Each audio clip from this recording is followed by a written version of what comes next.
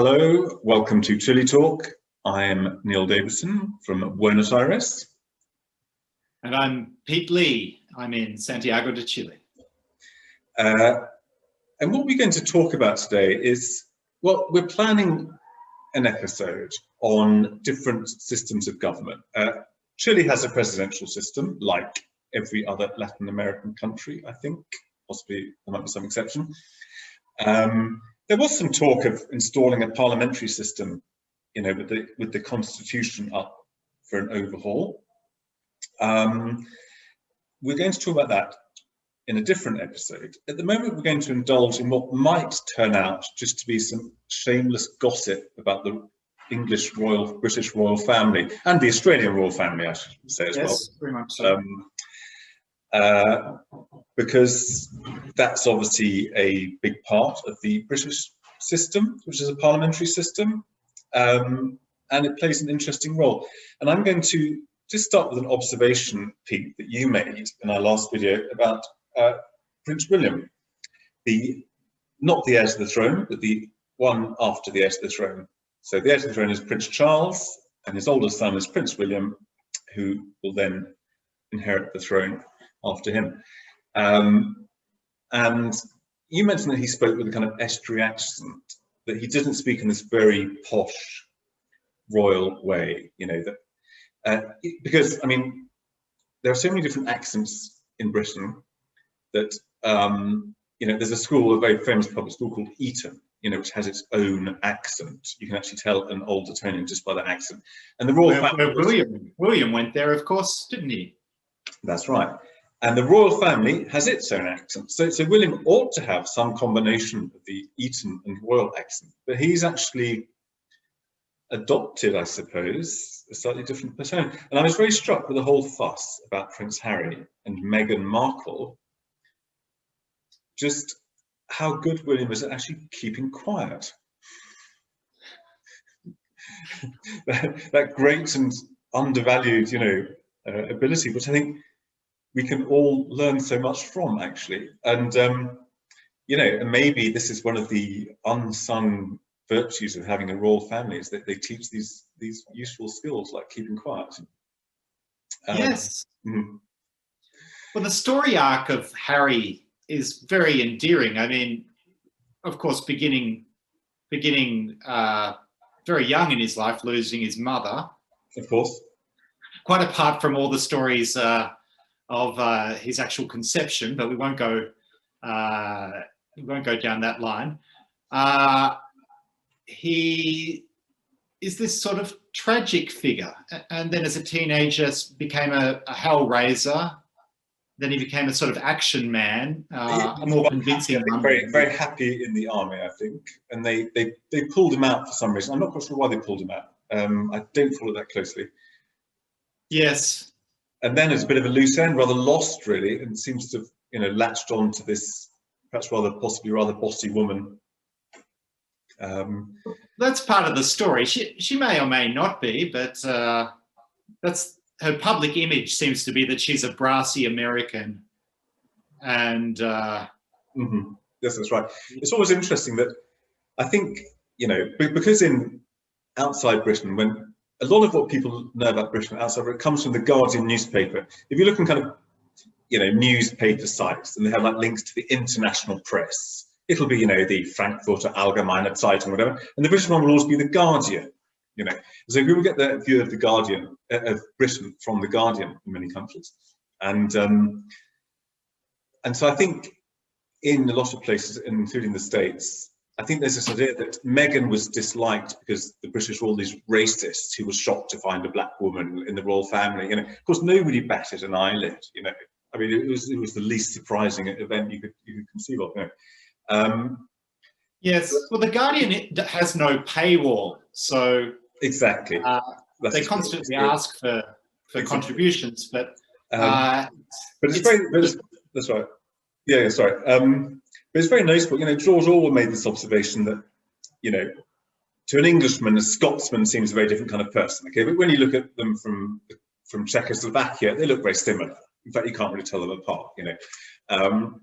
And similarly, you know, often I think Americans think that white Americans and black Americans are like terribly different, and there's this great, but to an outsider, they all seem just very American, really, you know. So I think what the problem with perhaps Meghan Markle is perhaps possibly just being too American, really, and the whole blackness part might just be a red herring, you know. I think she's Canadian as well, or did she have something to do with Canada? They were talking about living in Canada. They were talking about living in Canada, weren't they? And so yeah, there is some connection, but I guess we're not the best royal correspondents. Clearly, neither of us is quite well informed enough, you know.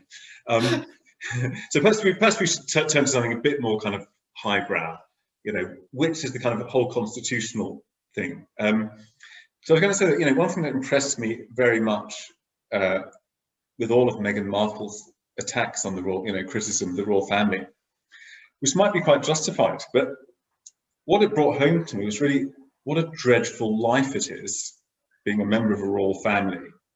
You know, what a totally inhuman life. And, you know, how well they do it on the whole, you know. And the question is, why do they put themselves through this? You know, the endless intrusive attention, the never be able to say what you think if you do it right, you know. Yes. Why do they put themselves through this? You know, what is this sense of duty? You know, well, there is this very abstract explanation of it that I think makes virtually no sense to anyone under the age of 70, which is that the Queen, as the head of the Church of England, has made a pact with God. And I think for anyone under the age of 70, it's almost impossible to believe that a member of the Church of England could have any beliefs at all. Yes. So that's how it's always explained these days, I think. She's supposed to be bearing her cross all the way to the end. Yes. That may well be it, you know, or maybe it's the sense of like, this is, you know, the job it fell to me in life to have. But it is an impressive spectacle. And it makes things rather enviable to be someone whose opinions everybody thinks they probably can guess, but nobody actually has a clue about. You know, it's quite nice. Now, and so she plays this role where she has enormous powers, which are not, in fact, entirely theoretical. I think we're going to relate this to Chile in our next time we talk about this. For example, she's the head of the armed forces. You know, if she gives an order to any soldier, there's nobody who can countermand it. You know, and I was interested to learn that to kind of serving soldiers in the army, this isn't some kind of abstraction. They take it very seriously. Apparently, you know, an earlier defense secretary was throwing his weight around a bit too much and kind of suggesting that, you know, soldiers worked for the Ministry of Defense, you know, which might not seem a particularly contentious idea, you know, in other countries. And a very high ranking of soldiers came around and said, we don't work for you, you know, we work for the Queen. And this is something they're very aware of, you know, which is a very interesting idea. Either if a government decided to perpetuate itself in power by using the army, then of course the Queen could simply countermand the army. Or conversely, the Queen herself could mount a military coup, in theory, if she wanted to, you know. Yes. Very interesting. Well, slightly difficult to comment on, really. It's a bit theoretical. Well, of course, here in neighboring Peru, Alberto Fujimori was famous for mounting a self-coup in the early 1990s when he was not happy with how the Congress was stacked. And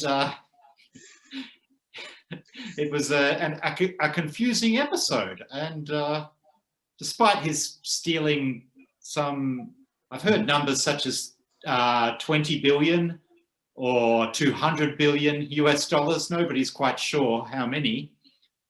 His daughter is currently still in the running in the presidential runoff at the moment. She'll probably lose to a far left rival, Pedro Castillo, but Keiko Fujimori is still in there, and given that the far left rival is very unlikely to run the government very well for very long, there's every chance she could actually become the president.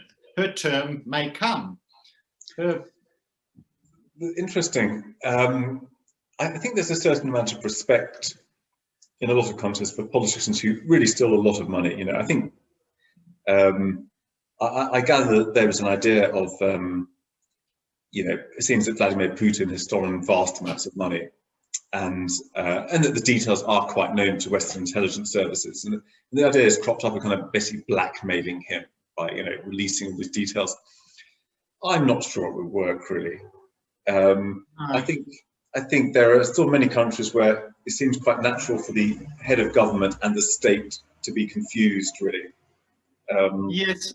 Well, Peru does have this very strange discourse with the notion of being a democracy, when even compared to somewhere like Chile, even compared to somewhere like Argentina, Peru simply can't function as a democracy, to the untrained eye, at least. It's beyond its compass. But it still seems to be an important part of their self-talk. And I've actually been to the Museum of Peruvian Democracy and of the Peruvian Congress. And to get to that museum, you actually go through the catacombs of the cathedral, the colonial catacombs. And then you arrive at a museum to the Inquisition, which is in a hall, a couple of halls. And then next door down, you arrive at the next stage, which is the Museum of Peruvian Democracy. It sounds rather awe-inspiring and impressive. Yes. So it was quite an education indeed. So they're operating at one particular level of democracy. Chile's in the stage of moving towards some kind of constitutional direction, and my phone's going off. Oh, right. We're going to have to find out what happens with the elections coming this year, including the presidential election. Absolutely, it's going to be interesting. You know, well, it must be said, certainly for Chile, and I imagine it's true of Peru as well, that you know, it is a democracy in the basic sense that you can say what you like, you won't be put in prison for it. You know, in a way that is not really true these days in Britain or the States. You know, I'd say there's, you know, speech is far freer, for example, in Chile. So we're, you know, we're not to be superior at all now about the quality of Anglo-Saxon democracy, which seems to be quite rocky ground, really. Yes. You know, there's certain kind of orthodoxies now that it's not safe to contravene. You know, be it, yes, or, you know, Islam is a good religion, or, you know, yes, or you can decide on your gender, whatever. And it's getting quite dangerous. I would say that in Chile, the press is free, but nobody's reading. There's such a low level of engagement. Obviously, the television is probably more closely controlled, I would say. Yes, and you do get people with strong views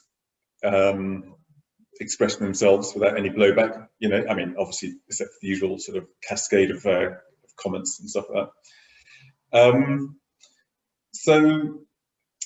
Anyway, so, you know, so this is meant as a kind of prelude to a discussion of types of constitutions, really, and I suppose it doesn't look like it's going to happen, but there was an idea that Chile might become some kind of parliamentary republic. And, you know, the great vice, as we've seen, of a presidential system is the kind of most obvious one, is that the head of government is also the head of state.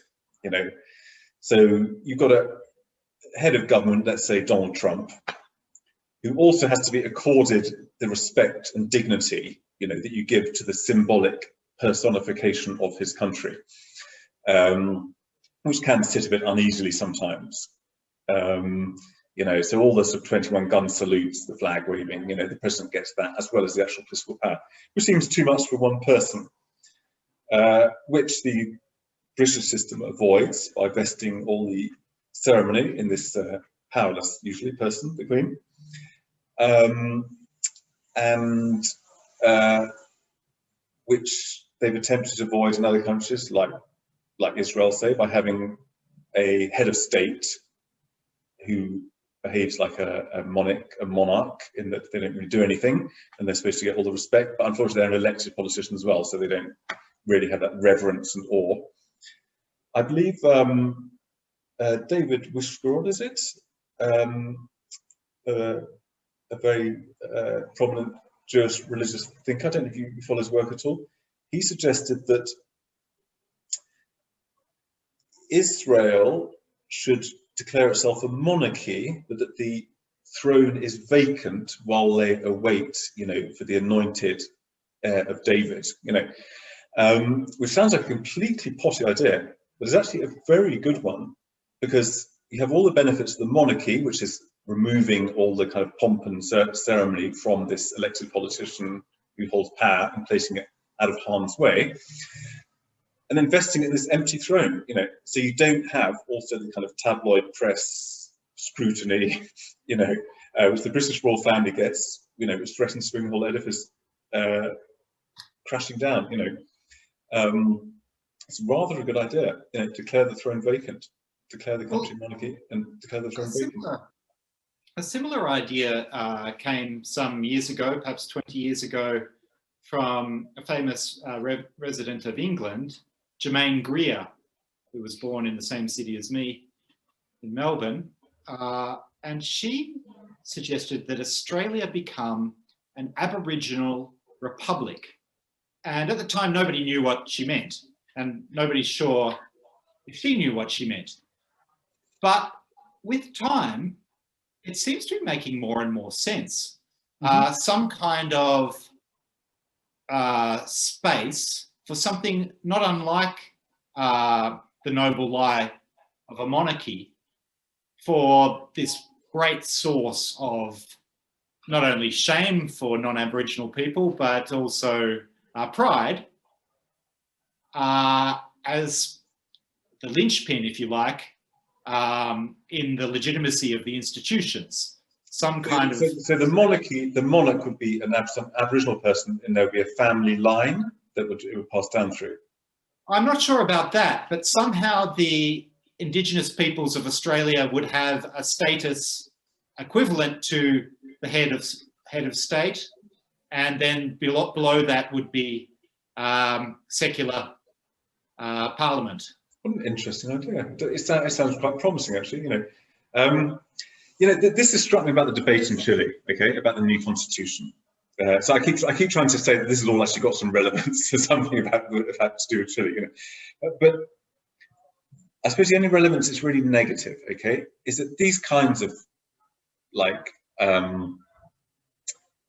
this kind of blue skies thinking is just not, as I can say, happening in Chile at all, is it? I mean, the whole discussion about the constitution is like, one can see what's going to be the new constitution. It's going to be this some brick full of stuff about, you know, the rights of people to change their gender, whatever happens to be fashionable at the time. I don't know. Do you see it being anything? Do you have hopes that it might be something more interesting than that? Well, I mean, we'll have to go into that at greater length. We have done before, but we'll do it again as the as long as our listeners' patience will permit it.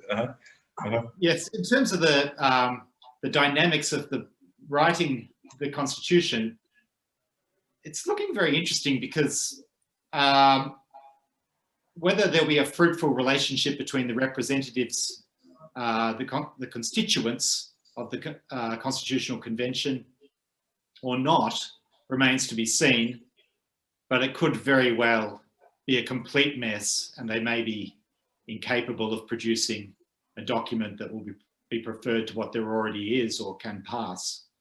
We'll have to see. Okay, well, on that note, we should probably end this little disquisition on on subjects vaguely constitution related, and thank our listeners for joining us as always, and hope to see you again next time here on Chile Talk.